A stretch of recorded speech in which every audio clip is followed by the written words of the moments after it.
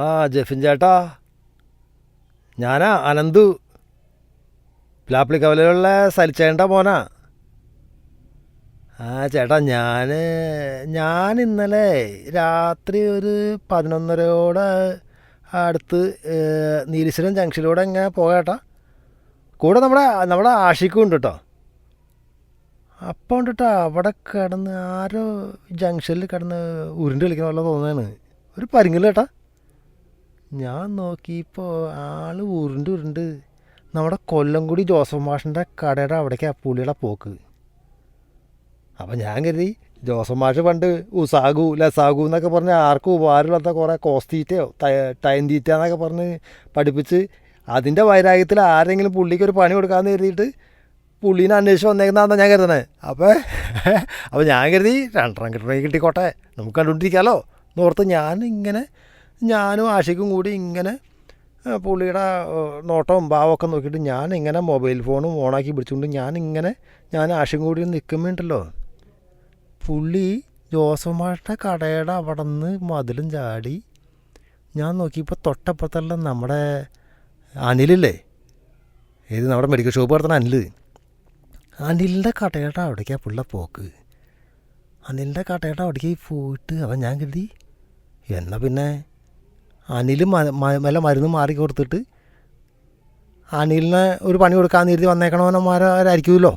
അങ്ങനെയാണെങ്കിൽ എന്നാൽ അത് അങ്ങനെ കരുതിക്കുമ്പോൾ അതുമല്ല, പുള്ളി അവിടെ നിന്ന് മതിൽ മാറി കിടന്നിട്ട് നമ്മുടെ മാതാമ്പറമ്പ് അനിലേട്ടൻ്റെ ബിൽഡിങ്, അതായത് നമ്മുടെ ചേട്ടൻ്റെ സ്റ്റുഡിയോ ഇരിക്കണ നീലീശ്വരം വിശേഷങ്ങൾ അഡ്മിൻ ജെഫിൻ ചേട്ടൻ്റെ സ്റ്റുഡിയോ ഇരിക്കണ ബിൽഡിങ്ങിൻ്റെ അവിടേക്കാണ് പുള്ളിയുടെ പോക്ക്. അപ്പോൾ എനിക്കൊരു പന്തികേട്, ഇത് നിസാറൊക്കെ സംഭവം അല്ലല്ലോ. കാരണം ചേട്ടൻ്റെ വല്ല പഴയ വാർത്ത കേട്ട് ആർക്കെങ്കിലും പണി കൊടുക്കാം, അല്ലെങ്കിൽ പിന്നെ ചേട്ടൻ്റെ തേച്ചിട്ട് പോയ ചേട്ടൻ്റെ കാമുകിമാരെ ഏതെങ്കിലും പണി കൊടുത്തേക്കുന്നതായിരിക്കാം. അപ്പം അങ്ങനെ ആരെങ്കിലും കൊട്ടേഷൻകാരെ പറഞ്ഞു വിട്ടിട്ട് ചേട്ടൻ്റെ പണി കൊടുക്കാൻ ഞങ്ങളെ കണ്ടുകൊണ്ടിരിക്കുന്നത് ശരിയാണോ? ഇതൊന്ന് കാണണമല്ലോ എന്ന് ഓർത്തിട്ട് ഞാനും ആഷിക്കും ക്യാമറ പിടിച്ചുകൊണ്ട് പയ്യെ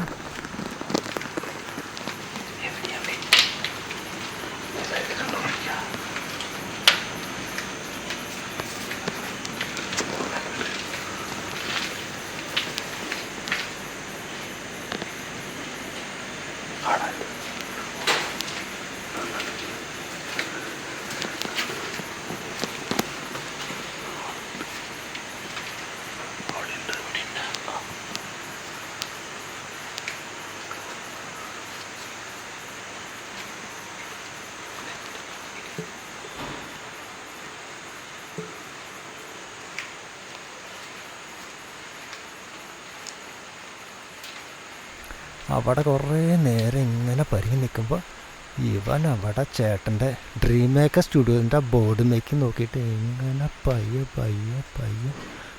പരിങ്ങി കണ്ണൊക്കെ തുറിച്ച് നോക്കിയിട്ട് ഇങ്ങനെ ചേട്ടന് പണി കൊടുക്കാൻ തന്നെ ചേട്ടന് പണി കൊടുക്കാനുള്ള എന്തോ ഉദ്ദേശമായിട്ടാണ് ഇവൻ്റെ നോട്ടം ഭാവമൊക്കെ. അങ്ങനെ ഞങ്ങളിങ്ങനെ കുറേ നേരം നോക്കി എന്നിട്ട് അവൻ കുറേ നേരം അവൻ ഉദ്ദേശ ലക്ഷ്യമൊന്നും കാണുന്നില്ല എന്ന് മനസ്സിലാക്കിയിട്ട് അവൻ കുറേ നേരം എന്താണോ അവനൊരു എത്തും പിടിയും കിട്ടിക്കാണില്ല.